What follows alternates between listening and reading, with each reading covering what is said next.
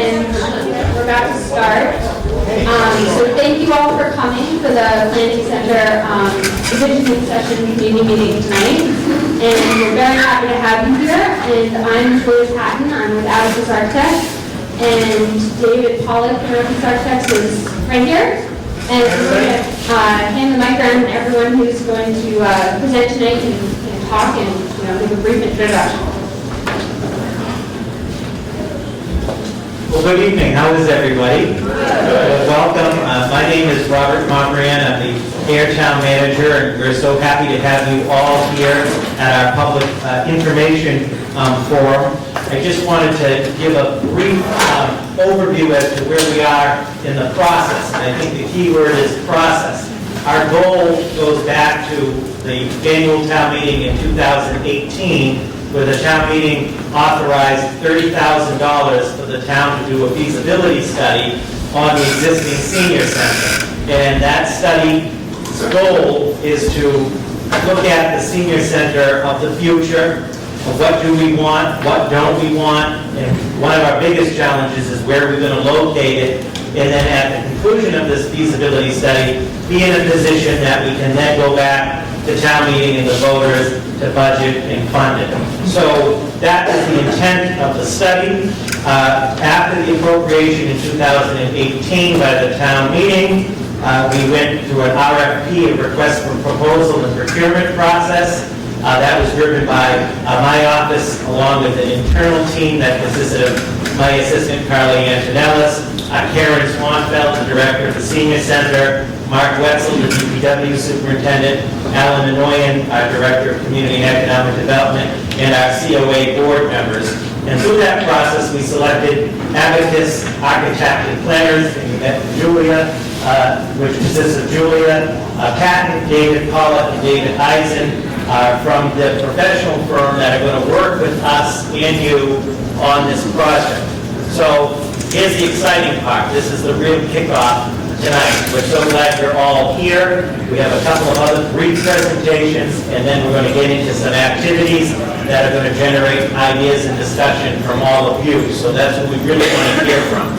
I also want to thank Air Public Access Television for recording this, so those who can't make it can see it. And it's also very important, if you have it, that you do sign in on the sign-in sheets so we can contact you as we move through this process. So that's sort of an overview of where we are. To conclude, I'm really looking forward to hearing from all of you. And the town of Air is committed to a new senior center for the 21st century and beyond, and the key part is all of you being part of it. So thank you for coming out tonight. So with that, I'm going to turn it over very briefly to Alan Minoyan, our Director of Economic and Community Development, who's just going to briefly show you some demographics having to do with seniors in the town of Air. So Alan? Thank you, Robert. How are you all tonight? Good. Very good. No, I don't have my guitar tonight. If you saw that video, or heard about that video. Okay. As Robert said, starting in, just want to share a few quick, our demographics and statistics, always so fascinating and thrilling. But we just wanted to show a few because it may be somewhat useful to look at this. So just start off right. By the way, the census figures, we do this type of demographics. We go by the 10-year census. It's really great. The census is coming up next year.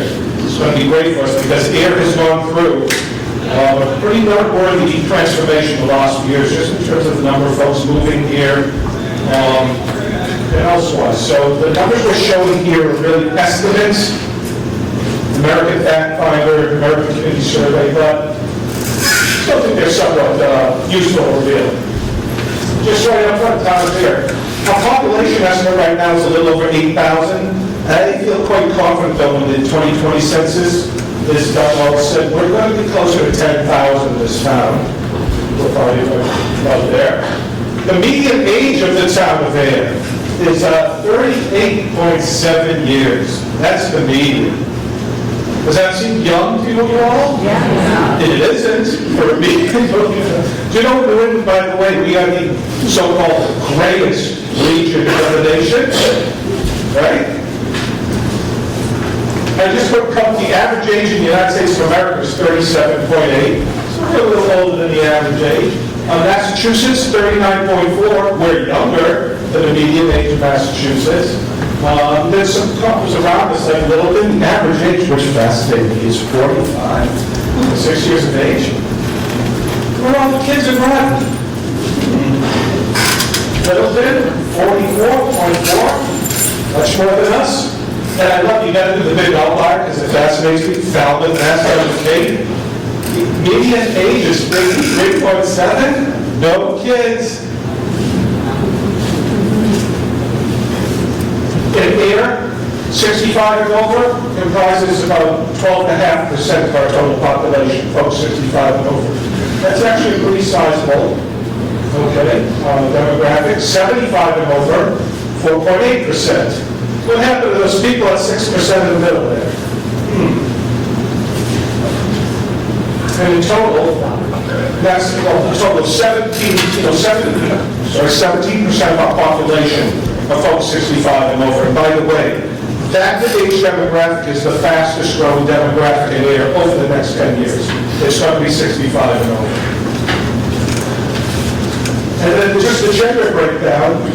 Males 65 and over, 54%, females 45. More males older there. I believe that is a legacy of the military base. Right? Military base were very masculine places in the day. Okay.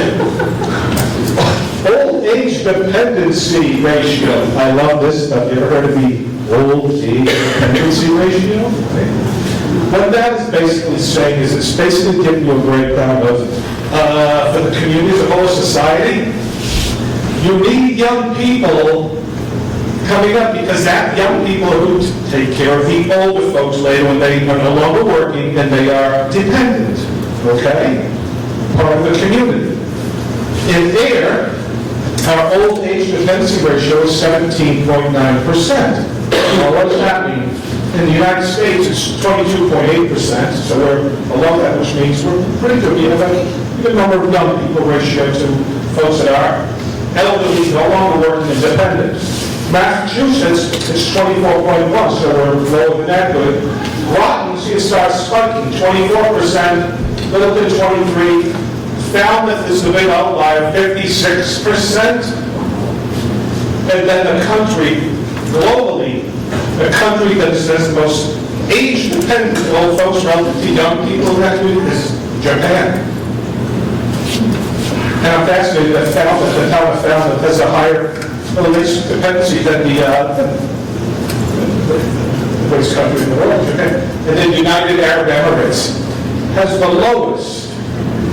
It's in the Middle East and Africa that you have the lowest. In other words, most of their population are young people in their 20s.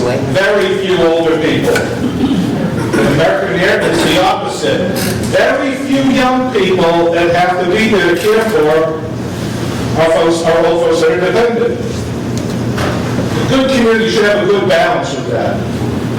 Our housing stock, right now we have like 3,400 units, being apartments and houses altogether. That is believing going up. It has spiked the last few years.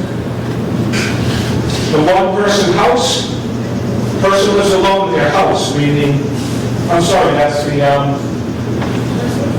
yeah, that's just like an apartment or any house. What you're seeing the trend is you have more and more people, single people, or just one or two people living alone in large houses or apartments. This is a trend in America and show me the way.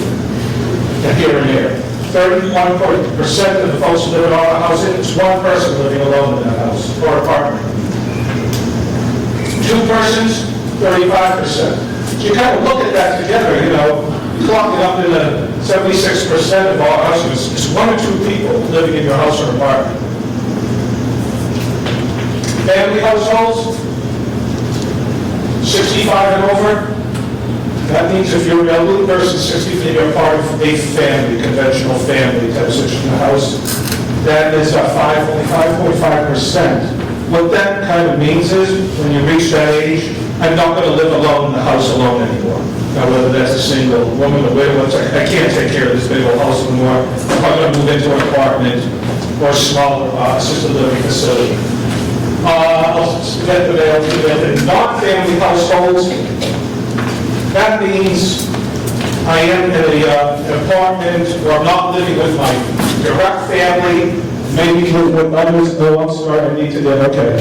And so 65 plus, living alone, 10.8% in there.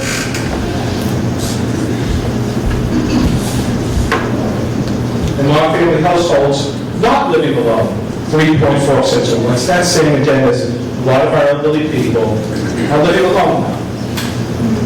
Okay? Poverty in there, all there's a total, everyone that is at or below the poverty line in there. Folks between the ages of 65 and 74, 36% of all of the people who are at or below poverty level in there. It's between the ages of 65 and 74. 75 plus, 22% of all the people living at or below the poverty level. You combine that, those age demographics, so 65 and over, it's almost 60% of all people living at or below the poverty level there are 65 and over. When Alicia and I, my colleague, we do analysis, we often say, if you're a senior citizen in here, the probability is you are living at or below poverty. And down here, just in terms of people 65 and over, you're 65 and over, in poverty there, 17.8% of everyone that is 65 and over, there, just that group, 65 and over, almost 18% of those folks are living at or below the poverty. And you see the gender breakdown. Fewer males living in poverty, more females. So you look at this in the end, guys, it shows that if you're an elderly woman, you're an heir, there's a very good probability of living alone, your income is very limited.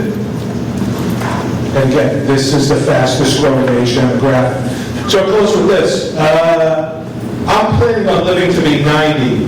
How about all of you? What do you do between the age of 65 and 90? Do I just sit in my house alone? Oh, you know, I'm just going to watch NECN all day and make lunch and kind of sit alone. No, that's not a good way to spend those last 30 years. This is why everything we're doing is very strong for everyone. Center for what? Active living. If this is our largest demographic in this town, you will have a lot to contribute and a lot of work to do in this town between those 30 years, and we need you so the town can grow. And I have a feeling in terms of knowing how to do things the right way, instead of hiring consultants, and we love our consultants, all of you sometimes are our best consultants. Yeah, well, I'll do these things. I will stop and I will now surrender the microphone. Ready to wrestle? Okay. Thank you, Larry. Thank you, Alan. So that is to give sort of a snapshot of where we are, and thank you, Alan, in terms of the demographics. And this is the schedule for tonight's agenda. We definitely want to get to hearing from you. So for the next case, I'm going to ask the Executive Director of the Council on Aging, Ms. Karen Swanfeld, to come up. And we're going to show you a few photos, and she's going to talk to you about the current state of the senior center as it exists, some of the facilities, some of the challenges. Some of you are probably very familiar with that, some of you maybe not as much, but to sort of just give a snapshot of the current state of affairs. So Karen? First of all, I just want to say thank you to all of you for coming out tonight. You blow me away, so thank you. I want to introduce, I have 3 board members here with me this evening. If you would stand up, please, I can introduce Janine, Catherine, and my chairperson, Sister Paula. I also have 3 of my staff. I have a very tiny staff. Jean, Deborah, and Jane are here. We're small, but we're mighty. Now we can look at our wonderful slides that we have of our current situation. For most of you that are here, most of you have visited the center at some time or another, or are active at the center that we have. That is our parking lot, and we have 1 handicap spot. Notice my car's on the other side of it. And we might have 20 total spots at this point. I counted before I left, and I believe there's only 17 spots. As you enter I call it the foyer, it's our hallway with our 2 bathrooms, which need a lot of work. I've worked on trying to get higher toilets and whatnot for this facility. We need that desperately. This is our living room area where it's next to my dispatch area where you can sit and read, watch TV, listen to whatever is being spoken to on the phone, and absolutely no privacy. This follows into our dining area, which right now we can only sit 24 people at the banquet tables. I have to ask permission to use the larger room on the other side, which does not belong to the COA, for the Housing Authority permission if we have more than 24 people for lunch, which then rolls right into our kitchen. You see my friend Carol with her walker, and it rolls right into that is our kitchen. You see Deb loading the dishwasher, and the service area over here. So it's 2,000 square feet open, and I mean open. And we have no office space either. There's no private. This is Jean, my outreach coordinator, who is constantly on the phone, working with confidential information that everybody hears, which flows right into the kitchen. So this is a confidential position next to the kitchen. And right here is my nutrition coordinator's desk, who's on the phone, and organizing folks that need Meals on Wheels, and getting all of the foods that we need for the folks in the community in served daily. So there is absolutely no privacy for my gang. This right here, isn't this beautiful? That's the only private space we have, and this is the room that we use for tax preparation. We use for my nurses and blood pressure clinics, AARP, anything that I feel is really, really confident and appointment driven. We get to go in this room that used to be my office, with no windows. We're on in a basement level, and close a fire door, and it's real cozy. So this is pretty much what we've been working with for 20 years. It's been a very long road for me, making this a priority for all of you and everybody else coming up. The majority of folks that we do work with are folks, family members that have folks over the age of 70. And we're a service-based department. And the services are endless, and I've said this to everybody. If we don't have it, we will find it, and we will make sure that you get what you need. And that has been the ongoing goal since the day I walked in. And my husband looked at me when I walked into the facility and went, "What the hell are you doing?" And we've been there ever since, making it work. But we've outgrown it. We cannot grow anymore. My exercise class, one day we had to open the door, and they can attest to it, open the door to the kitchen so that they could, Amanda's here, our exercise instructor, so they can do their marching walk. We just need space. And I want you all to know, I am not looking for a Taj Mahal. Please know that. We're looking for more space to grow for the future. The other thing that I would like to let you all know is I have a thing about the word senior. You probably, when you read anything that I write, I always say 60 plus. We were all seniors in high school, man, that was fun. I don't want to be called a senior. I want to be called active living. So instead of building a new senior center, we thought it would be really great to call it the COA Center for Active Living, with what is going to keep all of us young and healthy. Not coming in and just sitting there and, no, that's not what we're about.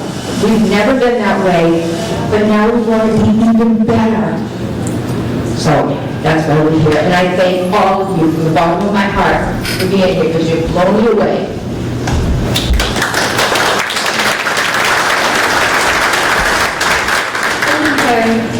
Okay, here's that again. And now we'll lead into our next activity, which is we want to hear from you. We've heard from Karen, Karen's perspective of what's going on. She works with many, if not all of you, and she really wants the best for AIR and for the new COA. And so the next activity is we want to hear from you. What have you experienced? What would you like to experience? So we're going to hand out a series of questionnaires. I wrote out the instructions of what's about to happen, but right now, Little has a paper going to be coming your way and pens. And in the slides that follow, we're going to ask you a series of 5 questions. Two of the questions you can answer twice. You'll have 2 sticky notes for it. But what you'll do is read the question and answer whatever you think is the most important. What do you want to share with the community with your voice? And when you're done with that question, raise up the paper and someone will collect it and we'll start displaying them on the boards here. And thirdly, we'll see what are some of the things that matter most, because I bet you a lot of you will have the same answer. And maybe you'll have different answers, and we can discuss our findings at the end. So, from there, so when you, so the first question would be that your pad, that will be coming around, is what motivated you to participate in this community process? What got you here tonight? What do you care about? Why do you care about the COA? Let us know. Oh, yes. And the first question will be on the purple post-it, which should be at the bottom. So the first exercise, you just do one thing, you answer that question on the purple square that's on the top, and that's all you need to do right now. What'd you come for tonight? Fill out the purple sheet. And we'll collect it and organize them all up here. What motivated you to come tonight? There's a little purple square up there. Yeah, everyone answer on your purple post-it.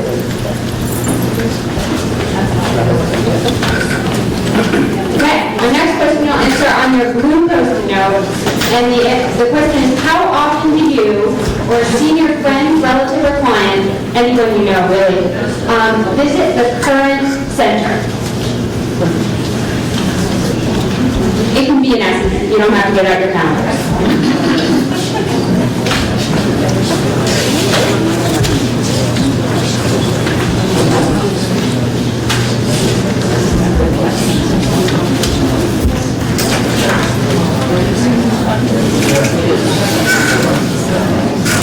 Okay, I think we have most of the blues. If not, we can circle back and get it. We'll move on to our next question, which will be answered on your green paper. And this one, you have 2 of those. You can say it's right. So the question is, what 2 aspects of the current COA Center do you believe require the most improvement? You might have more than 2 answers, but let's have it at 2, just because it's a large turnout.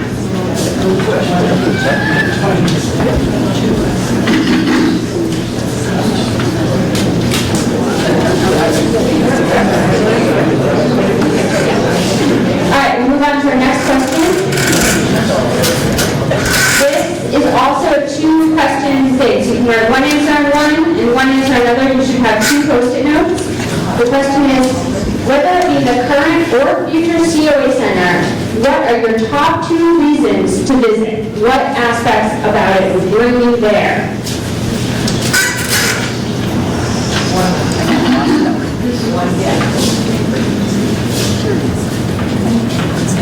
All right, everyone, we're going to our last question.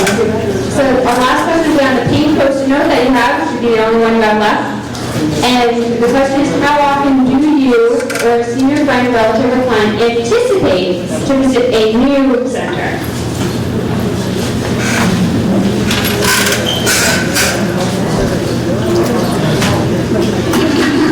And this is assuming the new center is better. Bigger and better.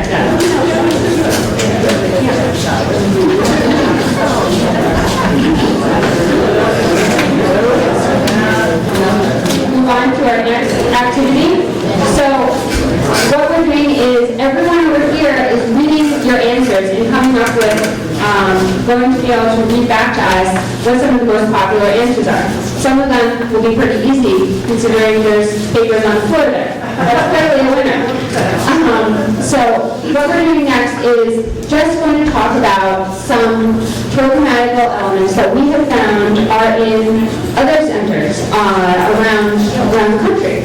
And well, I'll go through each slide and just tell you what those spaces are, maybe what you can do in them.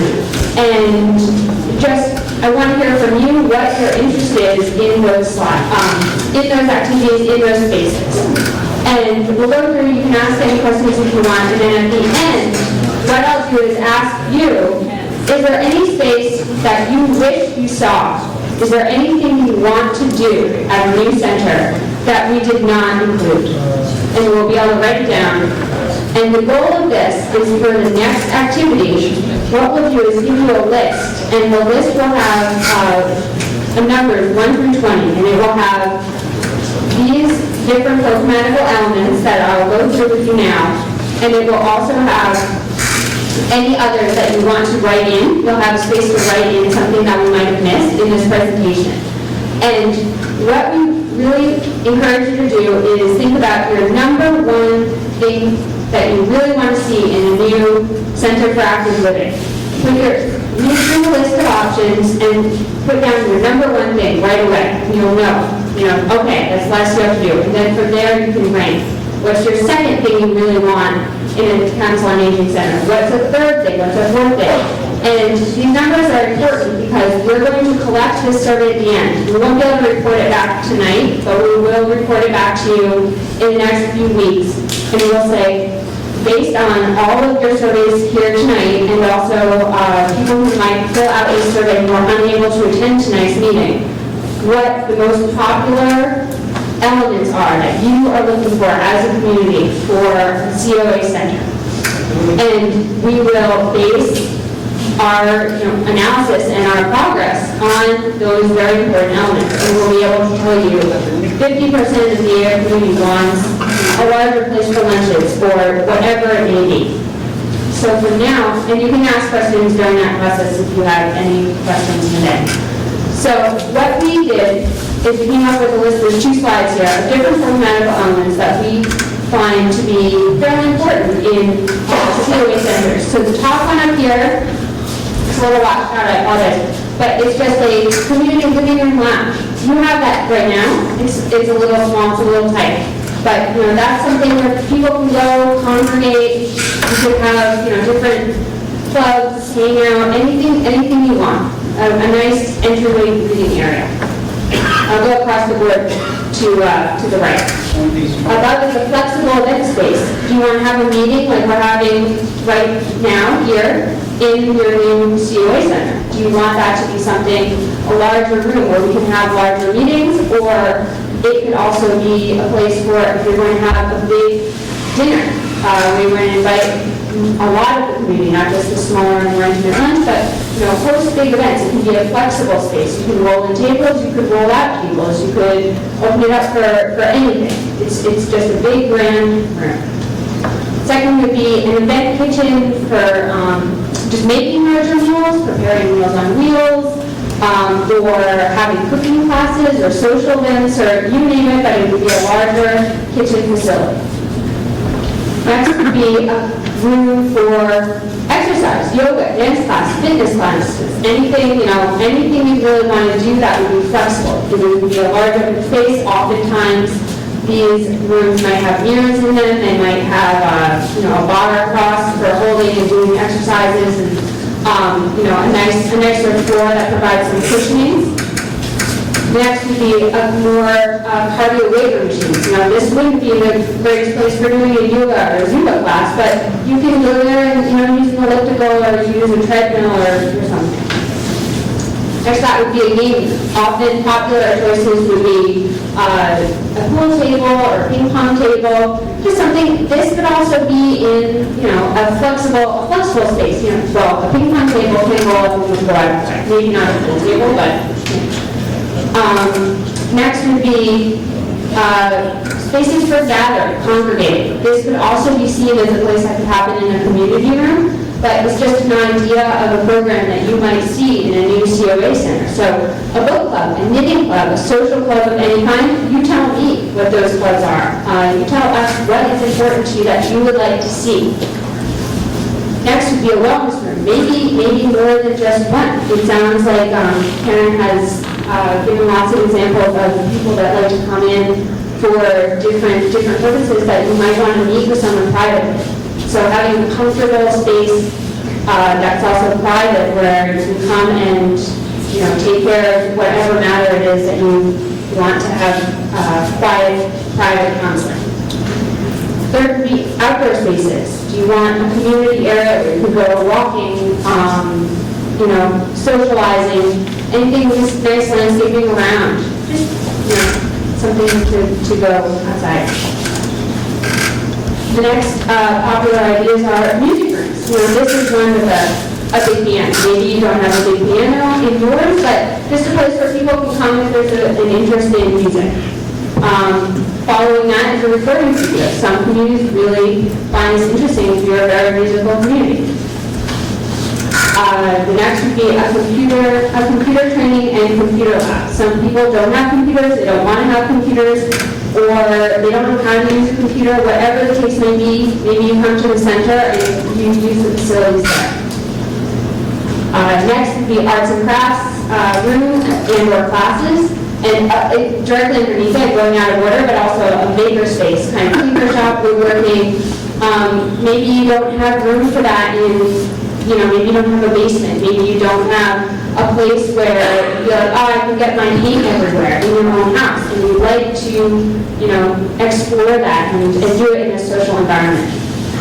And then the next three are dedicated to outdoor spaces, so an outdoor living room lounge area, community gardens, and places for outside sport, bocce, shuffleboard, something you might be interested in that gets you outdoors when the weather is nice.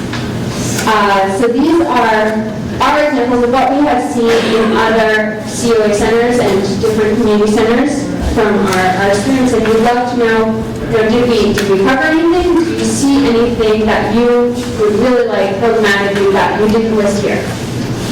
So now we'll open the floor to you. You had a multi-function area, multi-purpose area. One thing I would suggest is have the capability to have lifelong learning classes in there. Mirroring some of the things we see over in Bradley, for example. Community centers over in Westford. If you might be interested in that, just to have that capability to maybe Can't go without the microphone.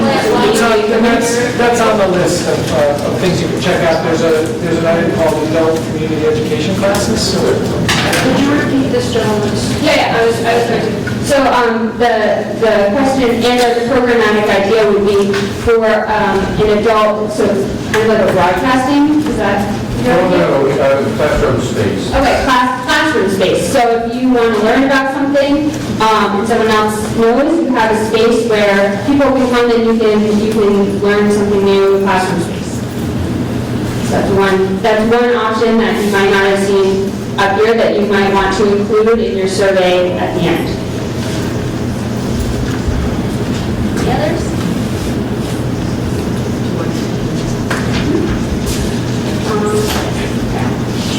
Okay. Oh, you have something? Having been involved with the council on aging, as long as I have, I'll take one of each of those things you showed. It would be absolutely fantastic. Windows. although we know it's not a possibility, but we need fresh air, we need light, we need windows, we need grounds around this looks like, you know, not streets and buildings and stuff, it's a relaxing place. So the programmatical element that was just added was relaxing, open air environments, lots of windows, something where you don't feel closed off, but you can go and feel calm and relaxed and also have fun. You can't hear if you don't use the microphone. Sorry, all right.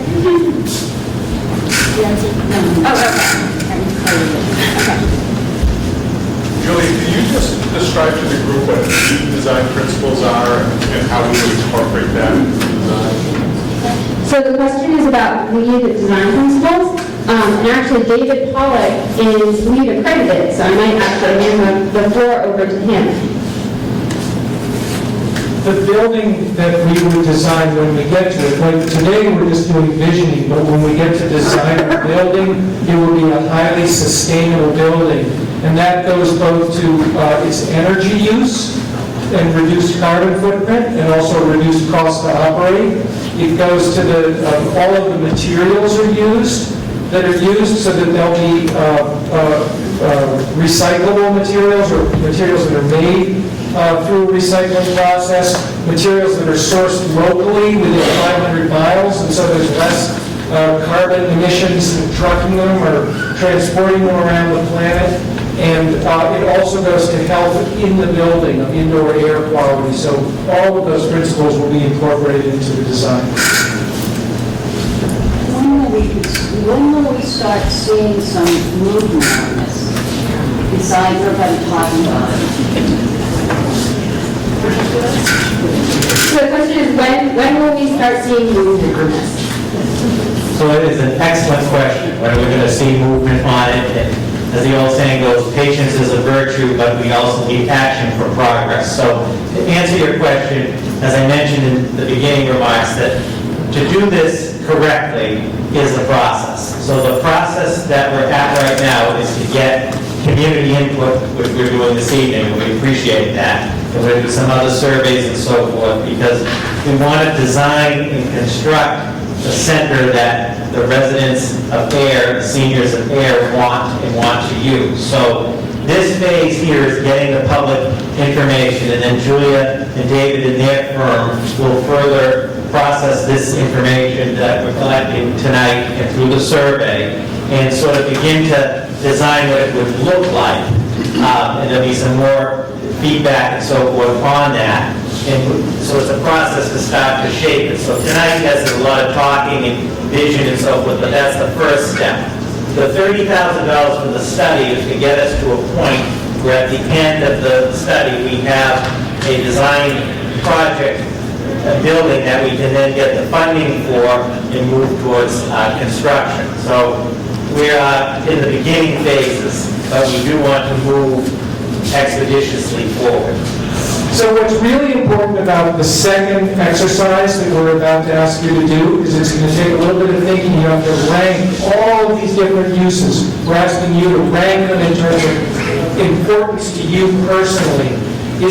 We need to understand what's important in the program, because we have to establish a program. We know how much space these different uses take up. We also know when you only need one room or 3 or 4 of them. And we don't necessarily need to build 4 rooms if they can share the same room, but it has to be able to be scheduled. Sometimes they could use the same room, but you need more rooms for more scheduling, for more programs and activities. But there's always got to be a balance between creating a program that is the right value to you and your community, and providing the space for the activities that you want as a community, and creating a building that's affordable to your community in terms of the cost of the building. And so this study will come up with a building that includes the most important rooms to serve the activities that you want, but that's at a price that the committee and the town administration and all of the people of Air who are charged by you to be your government feels they're right-sized in terms of affordability to the community. So we need you to fill out this form, and then you're going to get right now. Is there any questions? Yes. So we'll have a design for a building, but where are we gonna put it? When does that part come into play? Not tonight, is the best answer we have. So we're working on the site. I'm going to hand the mic back over for that answer. And again, on this sheet that you have, read it and figure out what's your top priority, put a 1 next to it. And then your next top priority, put a 2. It'll go pretty fast if you do it that way. And to answer the question, and just to repeat it, the question was, where are we going to put this facility? And that is a challenge that we have, because as many of you know, the town of Bear is only about 9.5 square miles, and we don't have a lot of municipal land or municipal buildings. We've been doing some preliminary site work, so that is one of the challenges that we have, is where to locate. So I'm figuring more people are done, so we can start collecting some papers, and then briefly what we'll do is go over our responses here. You'll see a quick summary of what our findings were, and then from there, thank you very much for coming. This has been great. So I will hand my mic over to talk about what the findings are, and we'll continue to collect these. I was looking over number one, the question is what motivated you to come tonight. There were a whole lot of people who said we need more space and more activities and more parking. So along with that, were a lot of statements saying I want to support our older folks, I want to be involved in helping to build up the place. I thought there was some neat answers. There was one person who came along with his wife, and apparently he loves her. I'm not sure about it. Let's see. A lot of people also said they were curious about what we were going to say and interested in whatever was coming out, so that was great. Thank you. The next question was how often you come to visit the COA, and the majority was 3 times a week. We did have several that come on a daily basis. A few that come 3 times a month, once a month, holiday dinners. Exercise class and nothing else. And some that come not at all. They'd like to see more equipment offered at our center. And then we have ones that have come once or twice a year. So you're one that was 3 times a week. Mine is, what about her needs improvement? Well, I think you can see right here is number 1, space. Number 1. And number 2, parking. Those are the biggest issues. The rest were more activities, promoting more activities, scheduling more activities, safety and physical environment. That's huge. We got floors that would be broken, safety, activities, the appearance of the center. But for the most part, we need more space to do what people are asking for more programs. And parking. Those are the 2 there. Number 4, why did you visit the senior center? Right here. And it keeps falling on the floor. I apologize. But this one has run away with it. It's for activities, exercise, lunch, programs, activities, all the way down. The people that come for programs that we are able to provide in our limited space. The next one, right here, this one really touches me, camaraderie. I've seen many folks come to the center and become friends, and they're friends outside the center, which is what this is all about. If you are alone, you don't need to be alone, but we don't have any more room to have everybody growing. So camaraderie, food, and exercise. One person did mention volunteering, which I love. Activities. It's activities, the taxes, everything that we are able to offer. And this is totally awesome.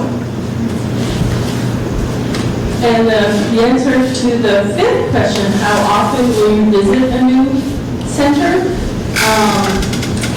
ranges from very often as possible, to most people seem to want to come about 2 to 3 times a week, or weekly. A few want to just come once a month, and these folks over here are hedging their bets. They say it depends. But really, by and large, 2 to 3 times a week seems like making it part of your... Which matches this. Regular... Week. It matches it. Right, and even in better, nicer, bigger space, the same amount of time. That's very interesting. Thank you. Hey everyone, so we're pretty much at our limit for time, but we want to thank you for coming and participating. If you haven't finished your survey, don't worry, just hand it to one of us when you're done. And we're going to tally these up. They'll be available for others to do for the next about 2 or 3 weeks around town. I think there'll be one in Town Hall, there'll be one at the COA, and I think we're going to try and get an online survey one done as well. And from there, we'll take all that data and we will report it back to you. So stay tuned for that. Question? Yes, there was no mention of band activities. And that's an important function, the use of the van, immediately, people here. So, and I would think given a new facility with large programs, may require rethinking of the band dialogue things.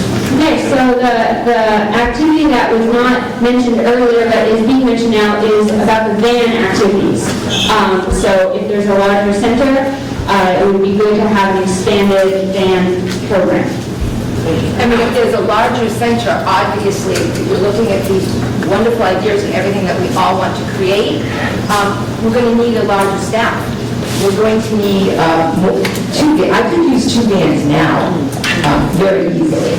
But these are things we have to work towards in order to grow, and that's why we're here tonight, because this has to be the first step in order for us to go forward. And it took me 20 years for that. So we're going forward, guys, not backwards. So thank you.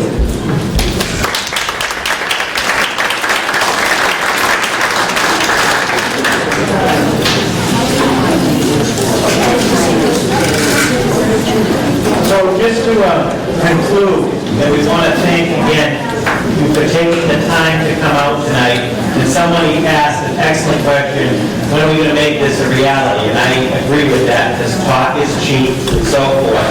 However, the process is key, and we really appreciate all of you coming out tonight for the public input. So as Julia mentioned, in terms of next steps, they're going to take all of this information and put it together.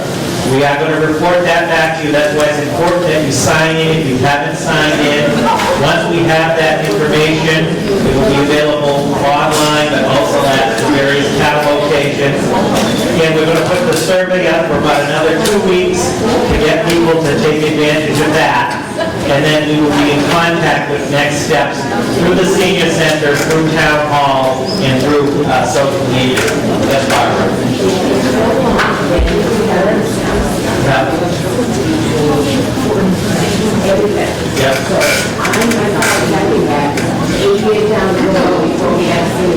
Well, so that's it. So the concern of the question was brought, is this going to be 8 years or 10 years from now? What we are really trying to do is that we put a lot of effort into getting the consultant and the study is we're looking to accelerate this over a 2-year period. So there is a process. We have to design the building, get the funding, and build it. But I think in the next 24 months is realistic by government, so. And then we're going to need it. I'm including the approval in the 2 years, so.